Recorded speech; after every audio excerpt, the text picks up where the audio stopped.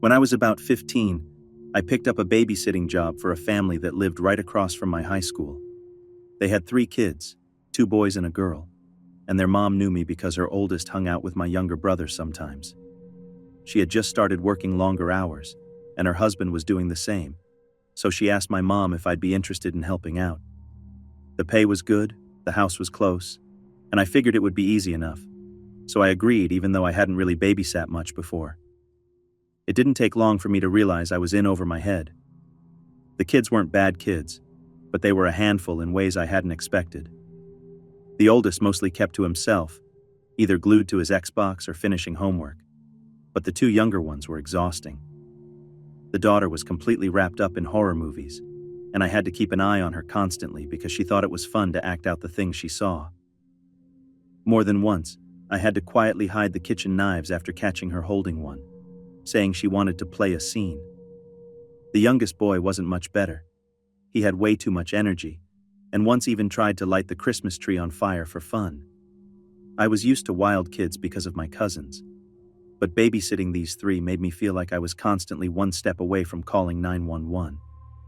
Whenever they started acting out, I would threaten to call their mom, and usually that worked.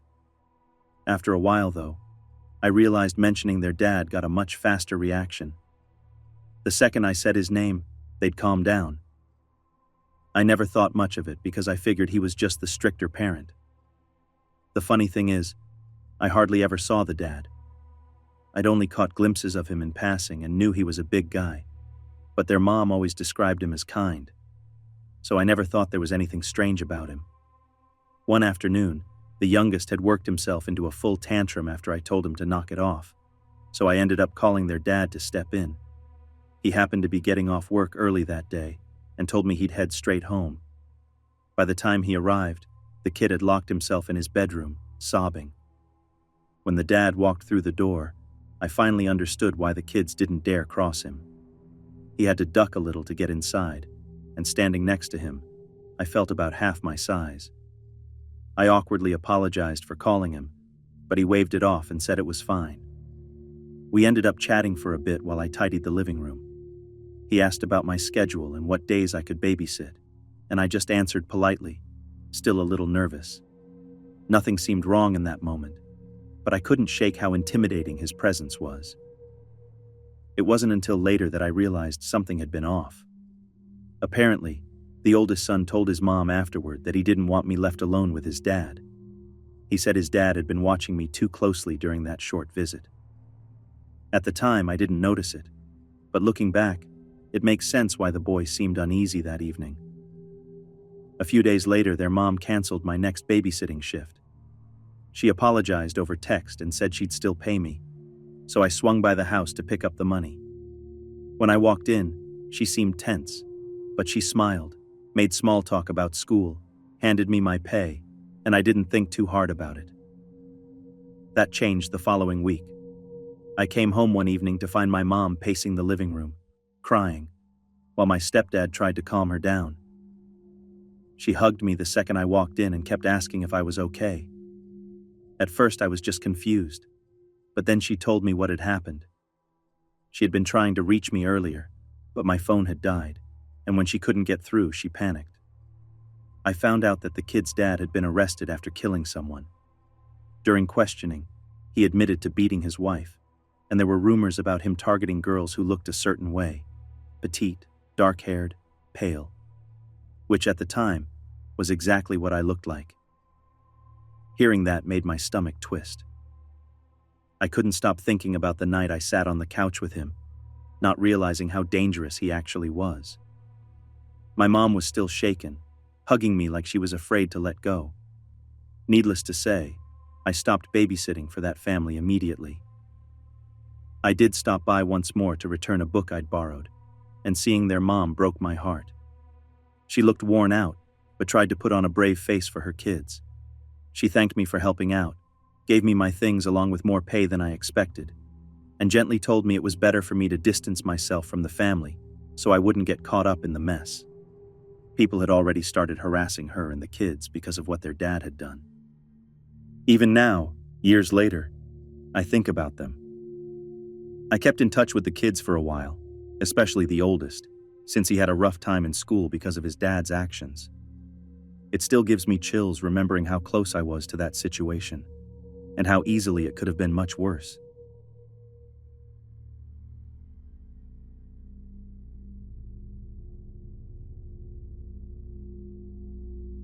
Growing up, my family wasn't just close.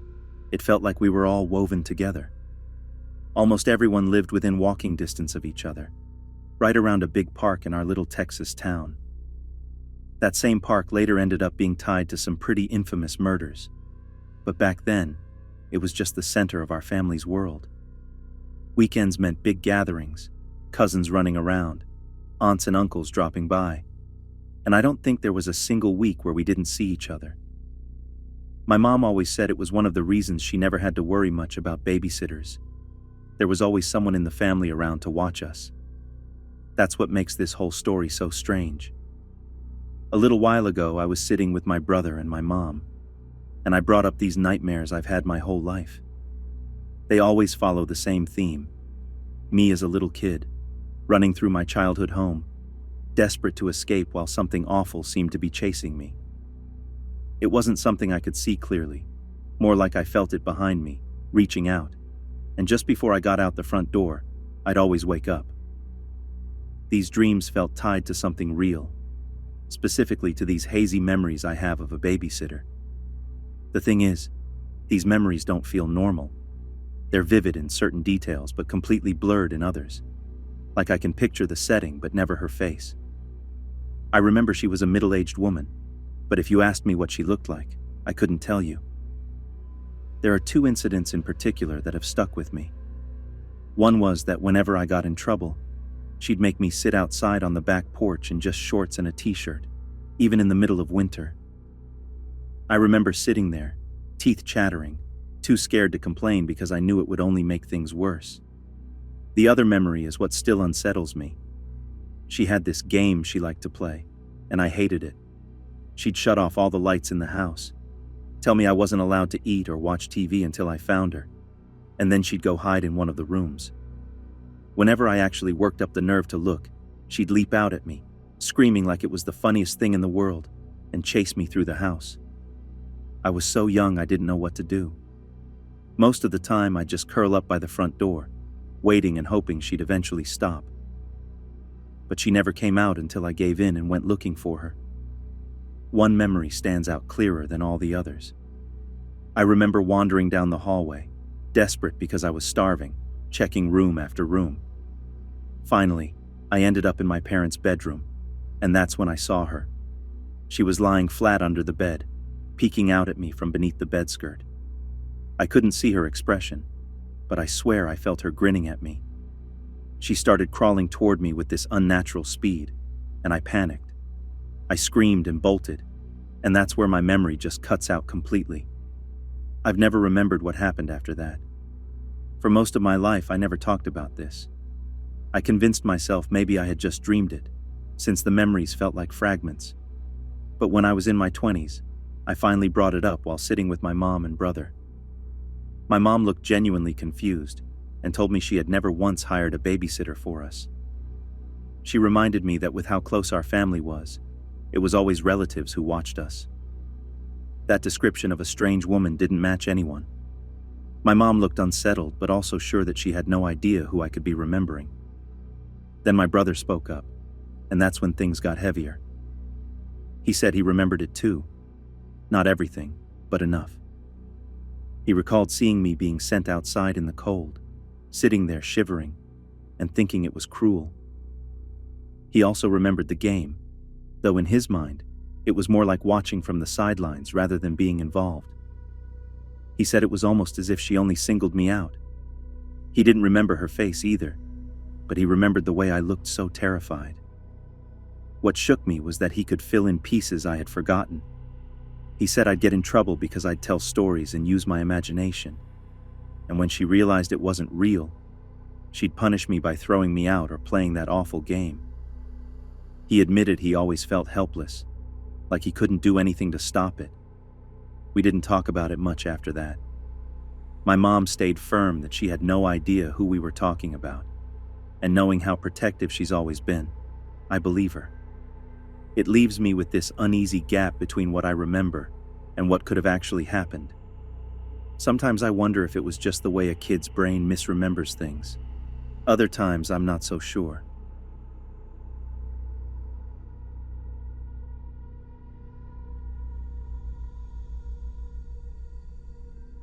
I spent most of my childhood in a quiet Midwestern neighborhood, tucked away from the busier part of town. Our street curved back into a wooded area, which made it feel private and safe. And everybody knew each other well enough that parents rarely worried when their kids played outside until dark. When I was 11, I had just finished one of those babysitter basics classes at the local rec center, and I was eager to start proving myself responsible.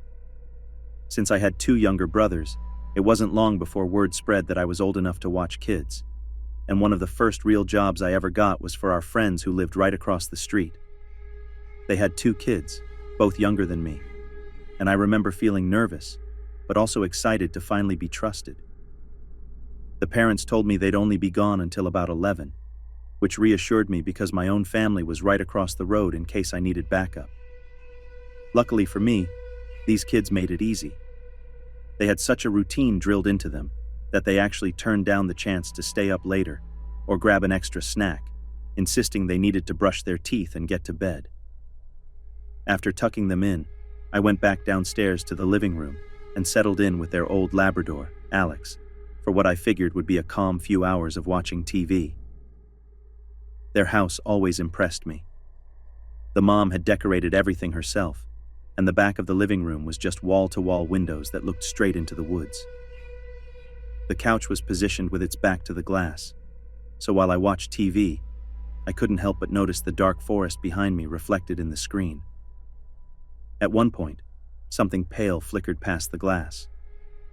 I told myself it was probably just a deer, but being alone in a big house with nothing but trees behind me made my stomach feel tight. Alex perked up and wandered into the kitchen with me when I decided to call my mom, just to hear her voice for reassurance. The phone was on the counter, and from where I stood, I could still see the living room and the big windows. While I talked to my mom, telling her I thought I'd seen something outside, Alex curled up by my feet. She calmed me down like moms do, reminded me everything was fine, and told me I could call again if I needed to. After hanging up, I stayed sitting on the floor petting Alex for a while, still not entirely comfortable being near those huge windows. That's when I saw it. A tiny light glowing in the woods. At first I thought it might just be someone walking with a flashlight on a trail, but the way it bobbed steadily closer made me stop breathing. Within a minute, it was clear whoever held that light wasn't on any trail. They were heading straight toward the house. I froze, my eyes locked on that single bobbing glow, until it reached the yard. Then the beam swept across the living room. When the light landed on me, my chest clamped up. It was so bright I couldn't even squint against it. The beam shifted, angling upward until it illuminated a face outside the glass. With the shadows thrown across it, all I could see were deep sockets and the hollow outline of someone's cheeks, lit from below in a way that made them unrecognizable. My hands hovered uselessly over the phone as tears started rolling down my face. I couldn't scream. I couldn't even crawl away. I just sat there, staring. The person moved the flashlight back and forth, sometimes sweeping it over me, sometimes lighting their own face from underneath. After what felt like forever, the light snapped off completely. In the darkness that followed, I could finally move again. I jumped up, hitting redial on the phone, debating whether I should grab the kids and hide in the upstairs bedroom, or get them out of the house and run across the street. Before I could even decide, a deafening bang rattled the door that led in from the garage. I nearly dropped the phone. The pounding came again, louder this time, and over it, a voice shouted my name. At first, my brain didn't even register it, but then I caught the words. "It's Dad! Open the door!" I stumbled over, still shaking, and unlocked it. My dad nearly fell inside, laughing. My mom had apparently sent him over just to check on me, and he thought it would be funny to shine his flashlight into the living room window so I'd know it was him. He hadn't realized how terrifying it looked until he saw my face through the glass. He couldn't stop laughing, but I didn't think it was funny at all. To this day, that moment when the flashlight beam hit the windows is one of the scariest things I've ever experienced.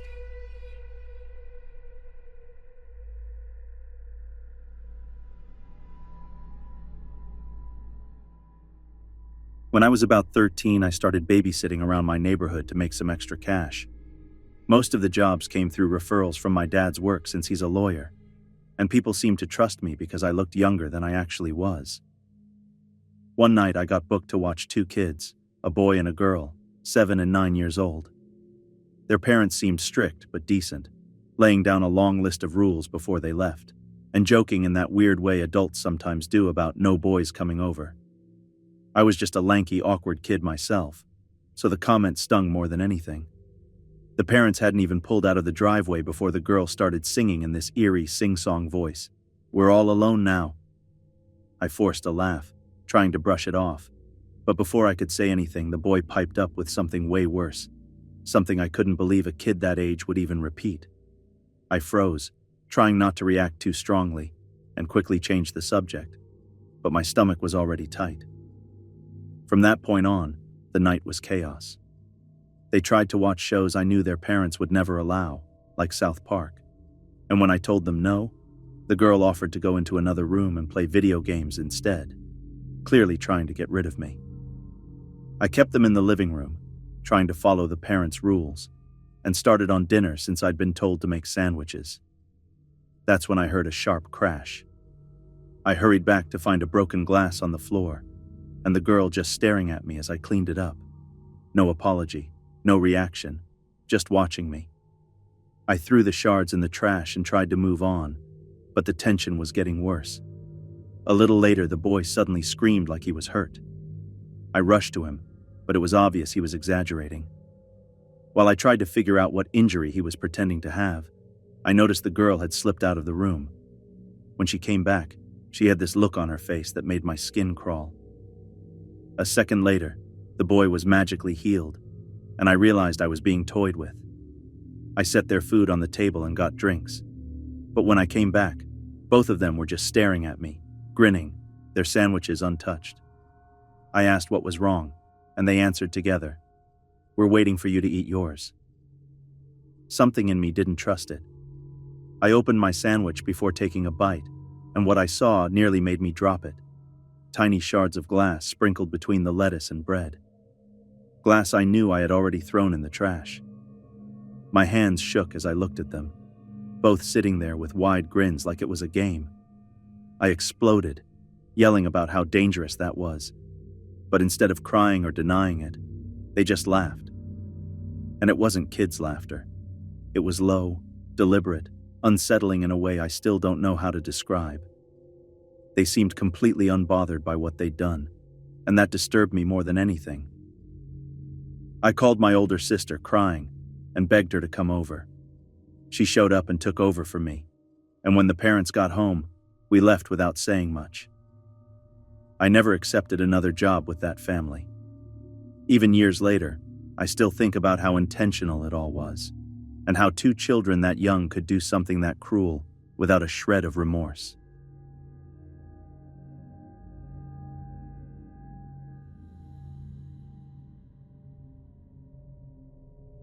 Back when I was about 14, I agreed to watch two boys from a family at my church. I'd looked after them before, so the parents trusted me, and the kids were always happy to have me over. This particular night was going to be a long one since the parents were out for a church event until well past 2 in the morning. I wasn't even charging them since I felt like helping out, and at that age I didn't really care much about the money anyway. They lived in a small downstairs apartment, the kind with 2 bedrooms on opposite sides, a narrow kitchen on one end, and a little living room with sliding glass doors that opened onto a tiny patio. The evening itself was normal enough. I got the kids into bed after a bit of resistance, a couple of storybooks, and some begging from them to stay up later. Once they were out, I finished my homework, then dug through their small collection of VHS tapes and DVDs, since there wasn't cable. I picked The Land Before Time and let it run in the background, while I tried not to fall asleep. Around 2 in the morning, I heard knocking at the front door. I figured it was the parents returning early since they had a key, so I stayed put on the couch. But the knocking didn't stop, and something about it put me on edge. I reached for the baseball bat that was leaned against the wall and kept my eyes on the door. Then I heard a voice, soft, sing-songy, and strangely high-pitched, say, "Oh dear, that won't help you."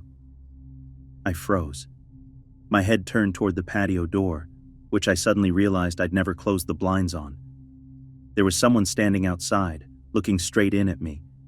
The only things I could make out were that the figure was short and heavy-set, but the way they stood there sent my heart racing. I bolted into the kids' room, hoping they were still asleep, and shoved the dresser in front of the door. The old apartment didn't have a cordless phone, and I didn't own a cell yet, so I just sat there with the kids, staring at the single window in the room. That's when a shadow passed across the glass, blotting out the little bit of streetlight from outside. The knocking started again, this time on the window, and the same woman's voice called out, "Come now, dearie. I won't hurt you. Just come out." The sound of her fist on the glass was so forceful I thought it might shatter. The boys woke up and started crying, and I tried to keep them calm even though I was terrified myself. Then all of a sudden, a man's angry voice shouted from outside, "Hey, who are you?" It was the boy's father. I heard hurried footsteps, and then nothing. Moments later, the parents were at the front door and pounding on the bedroom door, and I quickly pushed the dresser aside to let them in. I explained everything as best I could through tears, and they called the police.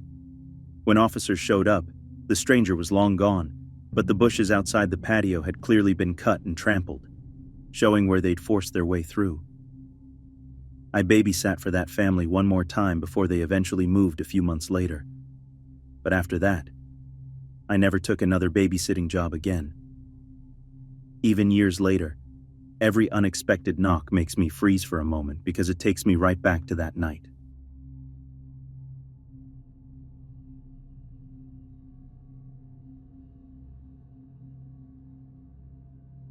This isn't something that happened to me personally, but to one of my closest friends when she was a teenager. I remember the way she told it stuck with me, and I'll retell it as best as I can. She was around 14 at the time, and she had agreed to babysit for a family friend who lived way outside of town. Their place wasn't in a neighborhood, but on a large acreage, surrounded by woods on one side and open hills on the other. The house itself was a single-level bungalow with a long layout, multiple doors leading outside, and a wide wraparound deck that circled most of it.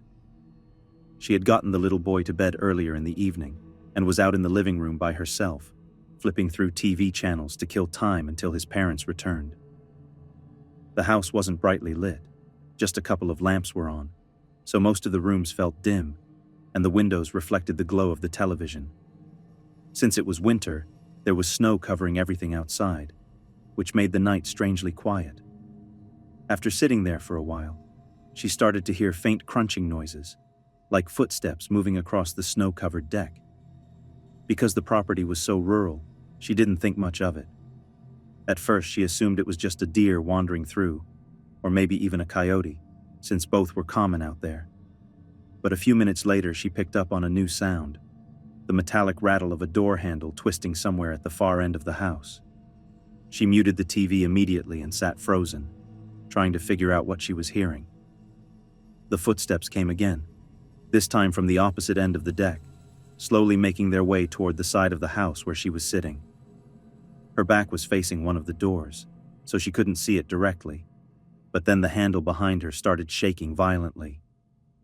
She turned around and saw the dark outline of a man pressed up against the glass, yanking hard on the doorknob like he was trying to force his way in. She bolted from the room, ran straight to the boy's bedroom, and found him crying. He had already woken up, and between sobs he asked if she'd heard the noises too. She realized she hadn't grabbed a phone in her panic, so she forced herself back into the hallway, heart pounding, and quickly switched on every outdoor light she could find. The inside stayed dark, but the outside lit up bright, casting long shadows across the deck. That's when she noticed something that chilled her even more.